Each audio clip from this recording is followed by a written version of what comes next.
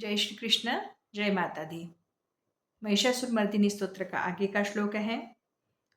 कर मुरलीरव वर्जित कूजित लज्जित कोकिल मंजुमते मिलित मिलिंद मनोहर कुंजित रंजित शैल निकुंजगते निज गण भूत महाशबरी गण रंगण समृत केलिरते जय जय हे महिषासुर मर्दिनी रम्य कपर्दिनी शैलसुते।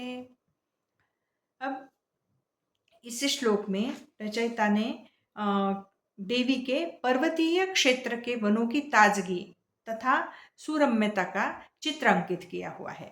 साथ ही पार्वती के सरल सहचर तथा स्थानीय जन जो है उनकी संस्कृति का परिचय दिया है। अब प्रथम पंक्ति क्या है? कर मुरलीरव, कर मुरलीरव वर्जित पूजित लज्जित कोकिल मंजुमते। प्रथम पंक्ति में देवी पार्वती को मुरली की सुमधुर सुरलहरियां बिखेरती हुई बताया है।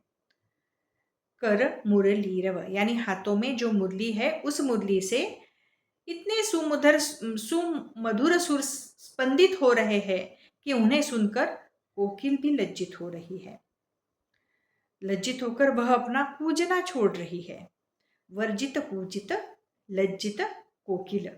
देखा जाए तो कोकिल पंचम सुर में गाता है। उसका गान सभी को कर्णप्रिय है, किंतु माँ की मुरली का रव इतना सुमधुर है कि कोकिल लज्जित होकर मौन हो जाता है। इससे यह सूचित होता है कि देवी की मुरली का सुर कितना सुमधुर है। उसकी तान अलौकिक है, जिससे मन की वृत्तियां सात्विक एवं सुशांत हो जाती है।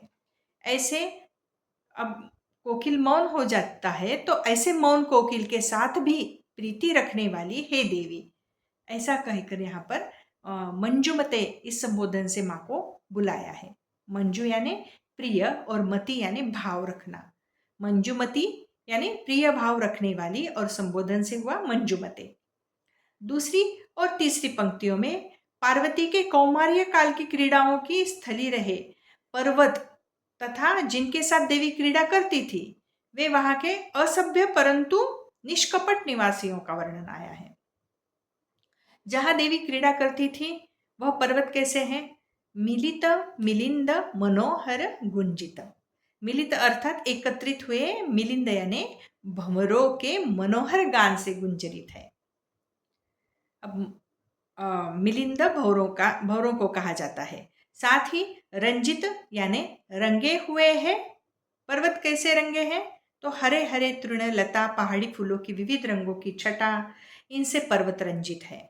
ऐसे पर्वत प्रांत के कुंजों में विचरण करने वाली शैल निकुंजगते हे देवी। जो जिस स्थान पर जो स्थान लताओं और पौधों से आच्छादित है उसे निकुंज कहते हैं।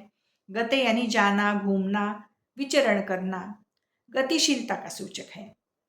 तो पूरा अर्थ हुआ एकत्रित हुए भंवरों के गान से गुंजारित तथा रंजित पर्वतों पर विहार करने वाली हे देवी।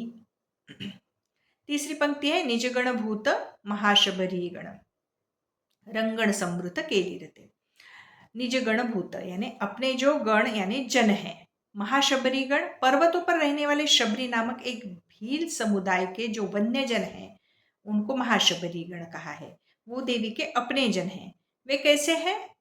रंगण समृत यानी नृत्य गीत अभिनय नाट्य लीलाओं से संपन्न है तथा कृत्रिम शिष्टताओं से दूर अवडंबर रहित जीवन यापन करने वाले वो लोग हैं। उनके साथ केली रते यानी आमोद प्रमोद क्रीड़ा में रत यानी प्रीति रखती है, ऐसी हे देवी। अब रंगण का अर्थ क्या है? रंगण यानी नाट्य, गीत, अभिनय, नाट्य लीला। नाट्य लीलाओं नृत्य गायन से संपन्न अपने निज महाशबरी गणों के साथ आमोद प्रमोद में प्रीति रखने वाली हे देवी, हे महिषासुर का घात करने वाली सुंदर जटाधारी गिरिजा, आपकी जय हो, जय हो। अब इसका संपूर्ण अर्थ देखेंगे। हिमालय का पर्वत प्रदेश देवी की क्रीड़ा स्थली है। यहाँ के कोकिल पूजित वन विपिन देवी की करगत मुरली से झरझर कर बहती स्वर लहरियों से स्पंदित है। और इस मिठास भरे मुरली रव को सुनकर कोयल लज्जित हो नीरव हो जाती है। माता उस मौन हो जाने वाली कोयल के प्रति प्रीति रखती है, अतः उन्हें मंजुमते कहा है।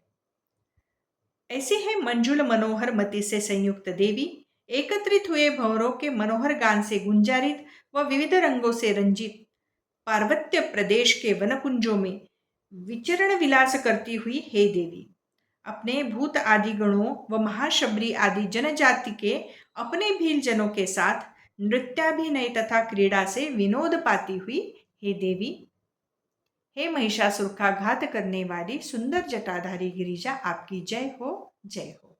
ऐसे इस श्लोक का अर्थ है।